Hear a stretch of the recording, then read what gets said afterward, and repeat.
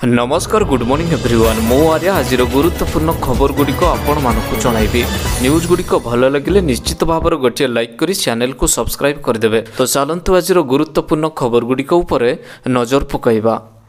तेबे नुआ वर्ष पुणी थे समस्त महिला मानू मिल सुभद्रा टंका। तेबे सुभद्रा योजनार चतुर्थ पर्याय टंका को नहीं एबे एक बड़ सूचना देइछन्ती उपमुख्यमंत्री। डिसेम्बर 25 तारिख में मिलवाकू थिबा चतुर्थ पर्याय टंका को एवं स्थगित करिसेंती सरकार। डिसेम्बर मासरे टंकाटी हिताधिकारी अकाउंट को पठाजिबो नाही बोली एवं संकेत देइछन्ती उपमुख्यमंत्री प्रभाती परिडा। योजनार चतुर्थ पर्याय टंका आसिबा पूर्व बड़ घोषणा करिसेंती उपमुख्यमंत्री। एथिपाई जांचटी जारी रही अछि एवं खूब शीघ्र एने एक बड़ अपडेट आसिबो बोली जणा पड़ी अछि। तेबे जनापड़ी जे नुआ वर्षर प्रथम सप्ताह समस्त पुणी थे सुभद्रा टंका मिलवाकू जाउछि। परवर्ती खबर एवं समस्त राशन कार्डधारी मानू मागणा राशन सहित मिल 1000 टंका। तेबे जदि आपण मागणा राशन हिताधिकारी अटंती तेबे खबरटी आपण मानक पई रहिछि। तेबे वर्तमान सरकार केवल राशन कार्ड रे गहम चाउल भली मागणा खाद्य सामग्री देबे नाही बरं समस्त को 1000 टंका देवाकू योजना चली अछि। जो माने इक्वेसी करिसेंती केवल सही लोक माने ही लाभटी पाई पारिबे।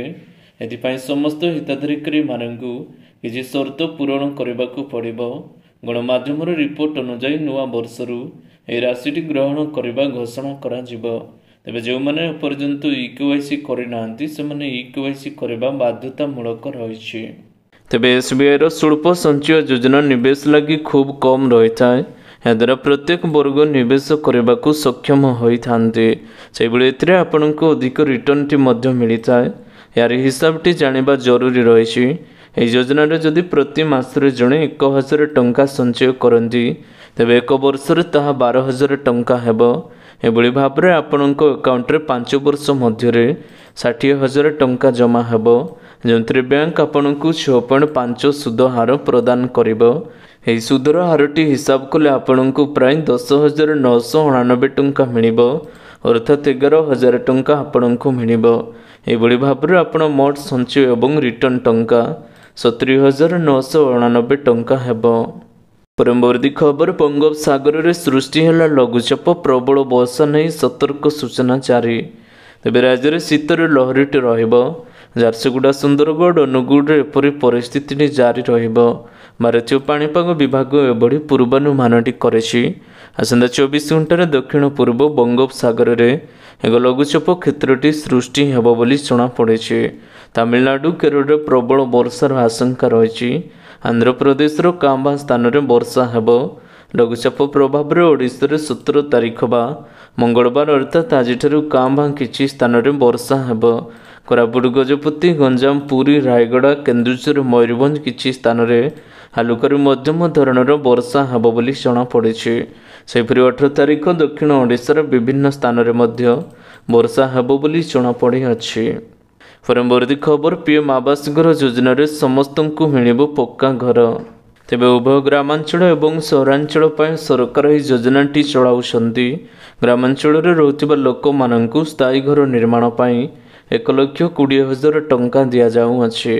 एनि सहित सहरांचल रोथिबा लोक माननकु 2,50,000 टंका सहायता दिया जाउअछि। तेबे जो माने यह योजना अधीन लाभ पाइबे नाही से माने परिवार को अंतर्भुक्त करिबे नाही जो कई सरकारी चाकरी करती और सेमानंकर 2.5 एकर अधिक जमी रहिथिबो सेमाने मध्य इस योजनारू बाद पड़िबे बोली जणा पड़ी अछि। यदि आपण प्रधानमंत्री आवास योजना पई आवेदन करबाकू चाहती तेबे एथिपई आपनकू आधार कार्ड रहबा आवश्यकता रहिछि। सेहिपरि पान कार्ड ड्राइविंग लाइसेंस किंबा भोटर आईडी होइथिबा आवश्यकता रहिछि। या व्यतीत आपणकर बासस्थान प्रमाणपत्र बैंक विवरणी एवं पासपोर्ट साइजर फोटो रहिबा जरूरी रहिछि। परवर्ती खबर राज्य सरकार बड़ घोषणा समस्त अकाउंट को आसिबो 12,000 टंका। तेबे सरकार क्षमता को आसिबा परे कृषि एवं कृषक कल्याण पाई 50,953 कोटी टंका खर्च करा जायछि। सेमाने कहिसेंती कृषक माननकु उन्नति प्रतिश्रुति दे सेमाने क्विंटाल पिछा 500 टंकार बोनस मध्य देउछन्ते। तेणु कृषक माने एकर पिछा 10,000 ରୁ 15,000 टंका लाभ करिबे बोली से कहिसेंती। ଏହି କାର୍ଯ୍ୟକ୍ରମରେ ଆଉ ଏକ ନୂତନ ଯୋଜନାଟି ଆରମ୍ଭ କରାଯାଇଅଛି। ତେବେ ଭୂମିହୀନ ଗରିବ ପରିବାରମାନଙ୍କୁ ମଧ୍ୟ ବାର୍ଷିକ 12,000 ଟଙ୍କା ପ୍ରଦାନ କରିବାକୁ ନିଶ୍ଚିତ କରିଛନ୍ତି। ପରବର୍ତ୍ତୀ ଖବର, ଏହି ଦିନ ଜାରି ହେବ କିଷାନ ଯୋଜନାର 19ତମ କିସ୍ତି ଟଙ୍କା। ତେବେ ଭାରତ ସରକାର ଦେଶର ନାଗରିକମାନଙ୍କ ପାଇଁ ଅନେକ ଯୋଜନା କରୁଛନ୍ତି। ବିଭିନ୍ନ ଲୋକଙ୍କ ଆବଶ୍ୟକତାକୁ ଦୃଷ୍ଟିରେ ରଖି ସରକାର ଏବେ ଏକ ନୂଆ ଯୋଜନା ପ୍ରସ୍ତୁତ କରୁଛନ୍ତି। ଭାରତର ଜନସଂଖ୍ୟା ଅଧାରୁ ଅଧିକ ଲୋକ କୃଷି ଉପରେ ଜୀବନ ବିତାଉଛନ୍ତି। ସେଥିପାଇଁ ଭାରତ ସରକାର ମଧ୍ୟ ଦେଶର ଚାଷୀମାନଙ୍କ ପାଇଁ ବିଭିନ୍ନ ପ୍ରକାରର ଯୋଜନା ଚଳାଉଛନ୍ତି। ଦେଶର କୋଟି କୋଟି କୃଷକ ଏହି ଯୋଜନାର ଲାଭ ପାଆନ୍ତି। ଆଜି ବି ଦେଶରେ ଅନେକ କୃଷକ ଚାଷ ମାଧ୍ୟମରେ ସେମାନଙ୍କର ଆବଶ୍ୟକତା ପୂରଣ କରୁଛନ୍ତି। ଏହି ଯୋଜନାର ନାମଟି ହେଉଛି PM କିଷାନ ଯୋଜନା। ତେବେ PM କିଷାନ ଯୋଜନାକୁ ନେଇ ଏବେ ଏକ ବଡ଼ ଖବର ସାମ୍ନାକୁ ଆସିଛି। PM କିଷାନ ଯୋଜନାରେ ଟୋଟାଲ 6,000 ଟଙ୍କା କିସ୍ତି ମିଳିଥାଏ। ତେବେ 2ଟି କିସ୍ତି ମିଳି ସାରିଥିବା ପରେ ଏବେ ତୃତୀୟ କିସ୍ତିଟି ଜାନୁଆରୀ ମାସରେ ମିଳିବ ବୋଲି ବଡ଼ ସୂଚନା ରହିଅଛି। ତେବେ 19ତମ କିସ୍ତିଟି ପ୍ରଧାନମନ୍ତ୍ରୀ ମୋଦି ସିଧା ସମସ୍ତଙ୍କ ବ୍ୟାଙ୍କ ଆକାଉଣ୍ଟରେ ଦେବେ ବୋଲି ଜଣାପଡ଼ିଛି। ପରବର୍ତ୍ତୀ ଖବର, ନୂଆ ବର୍ଷରୁ ମହଙ୍ଗା ହୋଇଯିବ କାର୍। ତେବେ ଆସନ୍ତା ନୂଆ ବର୍ଷରୁ ମହଙ୍ଗା ହେବାକୁ ଯାଉଛି କାର୍। ଆସନ୍ତା 2025 ଜାନୁଆରୀ ମାସଠାରୁ ଭାରତୀୟ କାର୍ କ୍ରେତାମାନଙ୍କୁ ଅଧିକ ମୂଲ୍ୟ ଦେଇ କାର୍ କିଣିବାକୁ ପଡ଼ିବ। କାରଣ ଗାଡ଼ି ନିର୍ମାତାମାନେ ସେମାନଙ୍କର ମଡେଲ ରେଞ୍ଜରେ ଦର ବୃଦ୍ଧି କରିବାକୁ ଯୋଜନା କରୁଛନ୍ତି। ଏଣ୍ଟ୍ରି ଲେଭେଲ୍ ହ୍ୟାଚବ୍ୟାକ୍ ନିର୍ମାତାମାନଙ୍କଠାରୁ ଆରମ୍ଭ କରି ବିଳାସପୂର୍ଣ୍ଣ କାର୍ ବ୍ରାଣ୍ଡ ପର୍ଯ୍ୟନ୍ତ କମ୍ପାନୀଗୁଡ଼ିକ ଏହି ବୃଦ୍ଧି ପାଇଁ ଇନପୁଟ୍ ଖର୍ଚ୍ଚ ଏବଂ ପରିଚାଳନା ଖର୍ଚ୍ଚ ବୃଦ୍ଧିକୁ ଦାୟୀ କରିଛନ୍ତି। ପରବର୍ତ୍ତୀ ଖବର, ମୟୂରଭଞ୍ଜ ଜିଲ୍ଲାର ଶିମିଳିପାଳର କାଶ୍ମୀର ଭ୍ରମ। ଏହି ସ୍ଥାନରେ ତାପମାତ୍ରା 1 ଡିଗ୍ରୀ ରେକର୍ଡ। ତେବେ ମୟୂରଭଞ୍ଜ ଜିଲ୍ଲାରେ ଶିମିଳିପାଳର କାଶ୍ମୀର ଭ୍ରମ ତୁଷାରପାତରେ ଆଚ୍ଛନ୍ନ ହୋଇଛନ୍ତି ସାରା ଅଞ୍ଚଳ। ତାପମାତ୍ରା ମାଇନସ୍ ଆଡ଼କୁ ଗତି କରୁଛି। ଆଜି ସକାଳ ଉପର ବରଖ ମୁଣ୍ଡରେ ସର୍ବନିମ୍ନ ତାପମାତ୍ରା 1 ଡିଗ୍ରୀ ରେକର୍ଡ କରାଯାଇଅଛି। ଏହାଛଡ଼ା ବାହାରକା ଶିମିଳିପାଳରେ କାଶ୍ମୀର ଭ୍ରମ ମୁଣ୍ଡରେ ତାପମାତ୍ରା 3 ଡିଗ୍ରୀ ରହିଥିବା ବେଳେ ଚହଲରେ 3 ଡିଗ୍ରୀ, ବନାନରେ 4 ଡିଗ୍ରୀ, ବରେଇପାଣିରେ 5 ଡିଗ୍ରୀ, ରାମତୀର୍ଥରେ 10 ଡିଗ୍ରୀ ଏବଂ ଗୁଡ଼ୁଗୁଡ଼ିଆରେ 6 ଡିଗ୍ରୀ ରେକର୍ଡ କରାଯାଇଅଛି। ଶିମିଳିପାଳ ଅଭୟାରଣ୍ୟ ଅଞ୍ଚଳରେ ବାରକାମୁଣ୍ଡାର 2ଟି ସ୍ଥାନରେ ଚଳିତ ବର୍ଷର ପ୍ରଥମ ତୁଷାରପାତ ଦେଖିବାକୁ ମିଳିଛି। ପରବର୍ତ୍ତୀ ଖବର, 8ମ ବେତନ କମିଶନକୁ ନେଇ ଆସିଲା ବଡ଼ ଖବର। ତେବେ ଦେଶରେ ଖୁବ୍ ଶୀଘ୍ର ଲାଗୁ ହେବାକୁ ଯାଉଛି 8ମ ବେତନ କମିଶନ। ଏନେଇ ନୂଆ ଅପଡେଟ୍ଟି ସାମ୍ନାକୁ ଆସିଛି। 8ମ ବେତନ କମିଶନ ଲାଗୁ ହେବା ନେଇ ଦେଶର ଲକ୍ଷ ଲକ୍ଷ କର୍ମଚାରୀ ଅପେକ୍ଷା କରି ରହିଥିବା ବେଳେ ଏବେ ଏନେଇ ଏକ ବଡ଼ ଅପଡେଟ୍ଟି ସାମ୍ନାକୁ ଆସିଛି।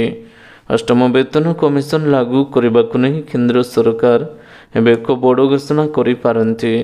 ଏନେଇ ପ୍ରସ୍ତୁତି ଚଳାଇଛନ୍ତି କେନ୍ଦ୍ର ସରକାର। ମୋଦି ସରକାରଙ୍କ ତୃତୀୟ ପାଳିର ପ୍ରଥମ ବଜେଟ୍ରେ 8ମ ବେତନ କମିଶନ ଲାଗୁ ହେବା ନେଇ ବଡ଼ ଅପଡେଟ୍ ଆସିବ ବୋଲି ଏବେ ଆଶା କରାଯାଉଅଛି।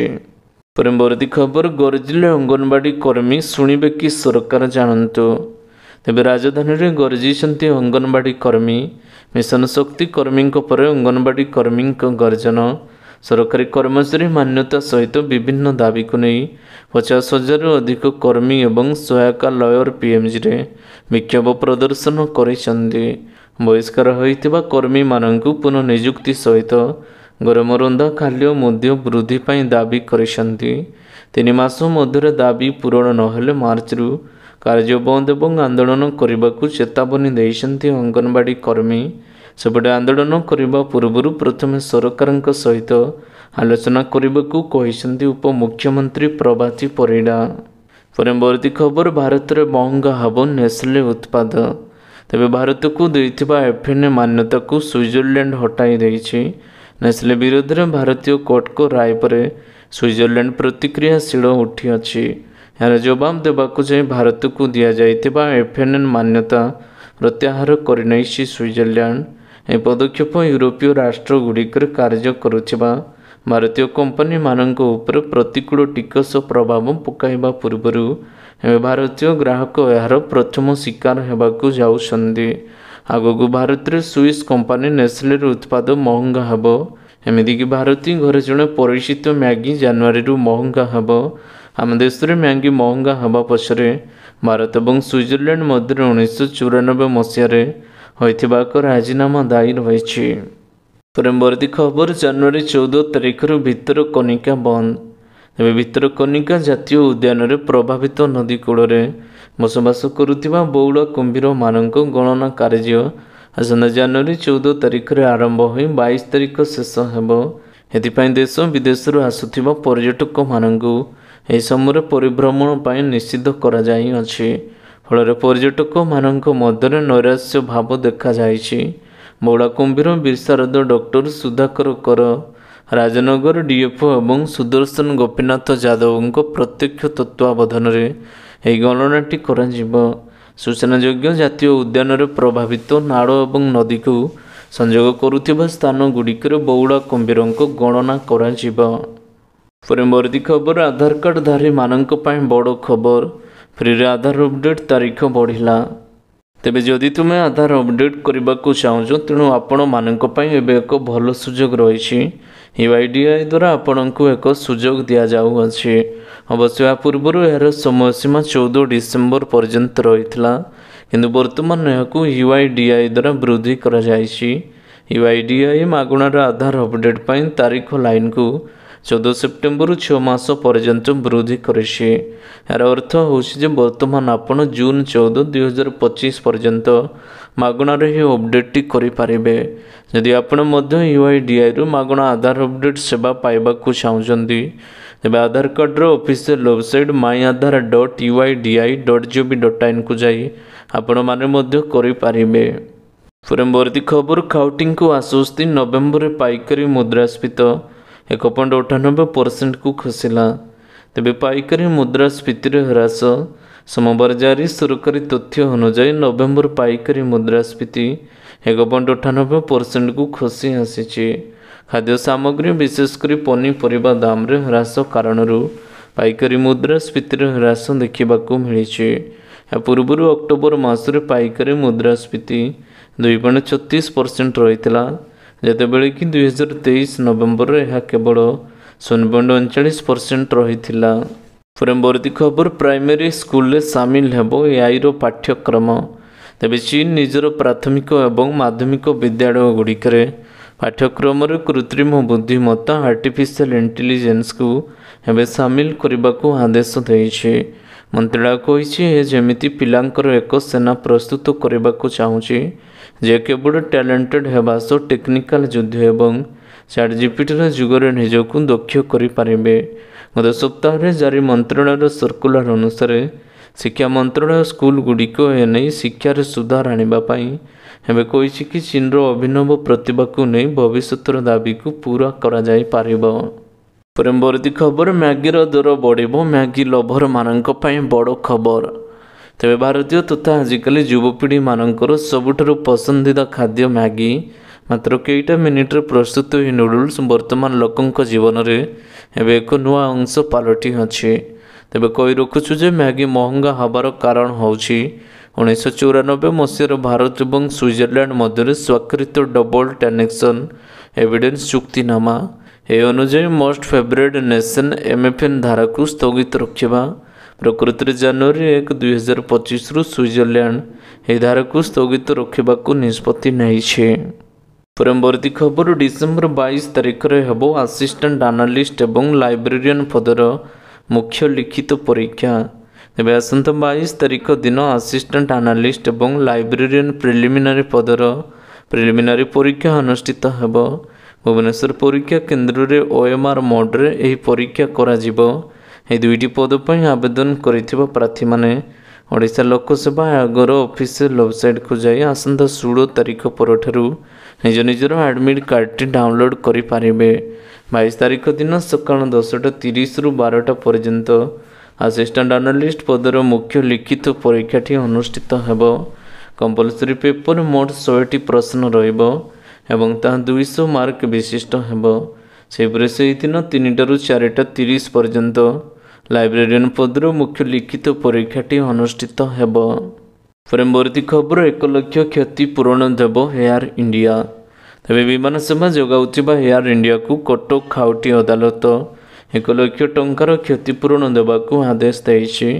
ଏଥିସହିତ ମାମଲା ପରିଚାଳନା ଖର୍ଚ୍ଚ ବାବଦକୁ 20,000 ଟଙ୍କା ମଧ୍ୟ एयर इंडिया प्रदान करिब उपयुक्त देय प्रदान करिब छात्र छात्री मानंगु आवश्यक विमान सेवा मिली नाही त्रुटिपूर्ण सेवा जोगु मानसिक तथा शारीरिक जंत्रणा पाइथिबा जने यात्री मामलार विचार करी खाउटी अदालत यह राय प्रदान करिअछि।